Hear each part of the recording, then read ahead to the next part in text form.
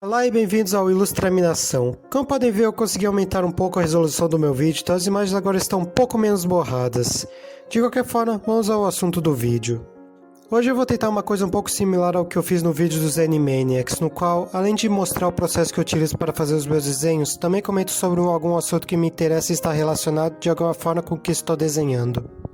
A maioria dos assuntos que eu pretendo falar serão referentes principalmente a arquétipos encontrados em enredos fantásticos, muitas vezes relacionados a games ou animações.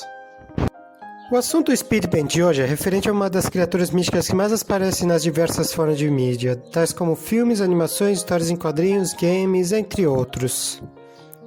Se você viu o título desse vídeo, deve estar sabendo do que estou falando.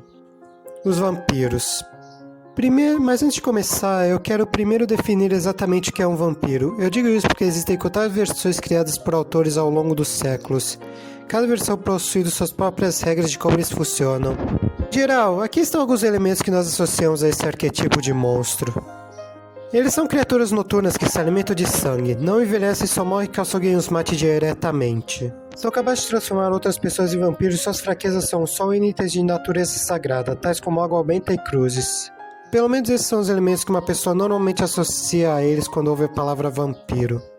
Só que, como eu disse antes, diferentes autores criam diferentes versões, e algumas das ideias centrais que temos sobre vampiros foram de alguma forma inspiradas por esses autores.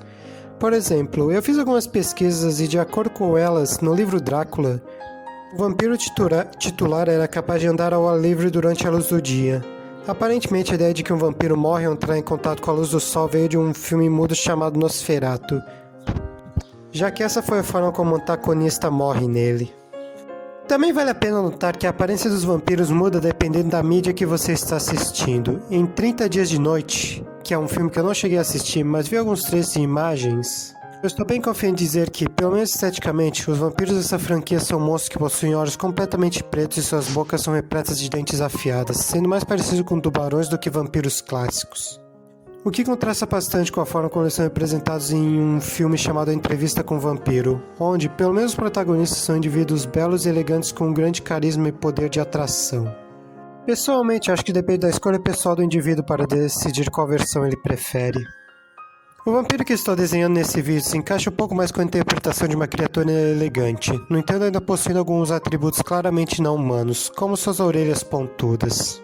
Também decidi dar a ele uma capa que se assemelha um pouco mais às asas de um morcego, com ombreiras grossas e decoradas. Por via das dúvidas, também dei a ele uma máscara porque achei que daria uma boa estética. O resto das roupas é bem mais simplificado comparado com outros detalhes. Voltando ao assunto, no Entrevista do Vampiro, também vale a pena notar a forma como os novos vampiros eram criados. Além de serem mordidos, os indivíduos também deviam beber o sangue do vampiro que os mordeu. Isso existe como uma forma de evitar que uma superpopulação de vampiros ocorra.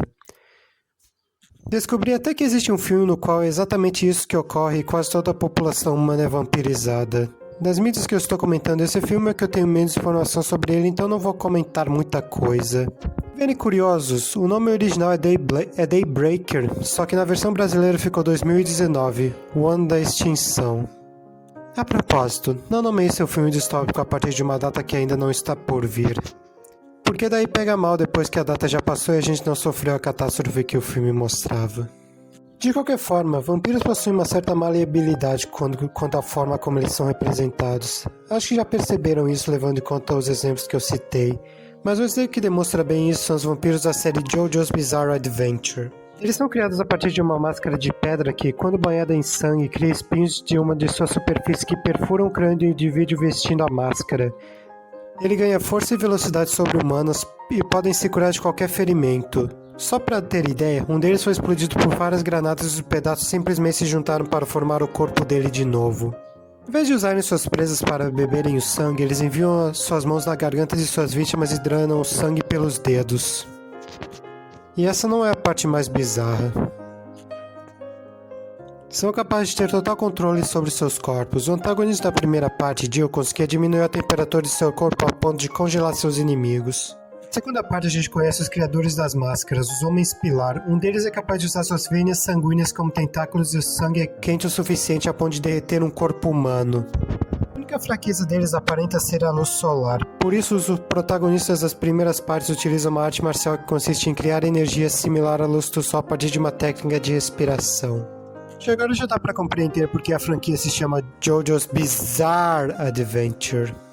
O motivo pelo qual as interpretações são bem-vindas é que elas ainda mantêm o tema do que se trata sendo um vampiro. No final das contas, eles são monstros que se alimentam de nosso sangue, mas possuem uma aparência humana e conseguem facilmente se infiltrar entre nós. Vampiros simpáticos são aqueles que buscam segurar pelo menos algum vestígio de sua humanidade, enquanto que os vampiros monstruosos são aqueles que descartam sua humanidade, vendo humanos apenas como comida e nada mais. Mesmo assim, eles possuem sentimentos humanos sem serem humanos. A interpretação que sigam esse tema são as mais aceitas do que outras.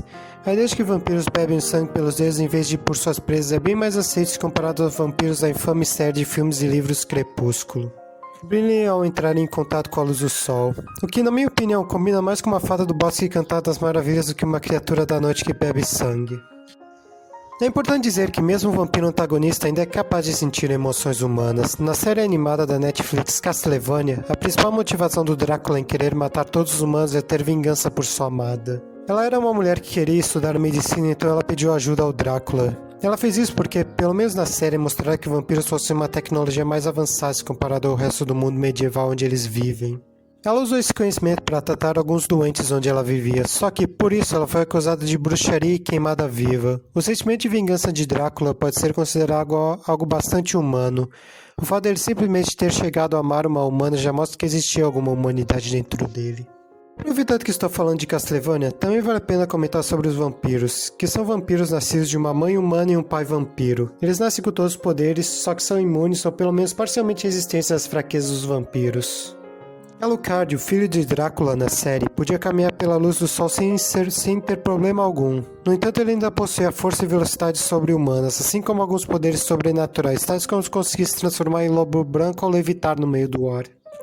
Outro vampiro bastante famoso também é o Blade da Marvel, só que no caso dele o que aconteceu foi que a mãe dele foi mordida enquanto ela estava grávida. Para fazer uso dos seus poderes, Blade se tornou um caçador de vampiros. Uma boa hora de voltar para o meu desenho. De novo. Eu escolhi criar um personagem vestido com roupas de alta qualidade. Ele foi mais baseado no estereótipo vampiro elegante com um toque de monstruoso, proporcionado pela tonalidade não natural de sua pele, tons de púrpura e azul para criar uma atmosfera misteriosa, tons de vermelho conectando ele ao aspecto do sangue e detalhes dourados apenas para expandir ainda mais um aspecto exuberante dele. Os detalhes foram feitos no improviso mesmo. Na verdade, quase esse desenho inteiro foi feito por puro improviso. Comentei tudo que eu queria falar sobre esse arquétipo de monstro. Só vou terminar dizendo que existe um RPG de mesa chamado Vampire the Masquerade, no qual diferentes tipos de vampiros formam seus próprios clãs dentro de um ambiente urbano, indicando que até mesmo dentro de um mesmo universo podem existir diferentes tipos de vampiros coexistindo um com o outro. Se gostaram do vídeo, comentem, deixem o seu like e compartilhem com seus amigos. Tem algo que você quer dizer sobre o assunto, ou se você acha que eu deveria me aprimorar em algum aspecto do vídeo, sinta-se à vontade para deixar seus comentários. Obrigado por assistirem o vídeo e tenha uma boa noite.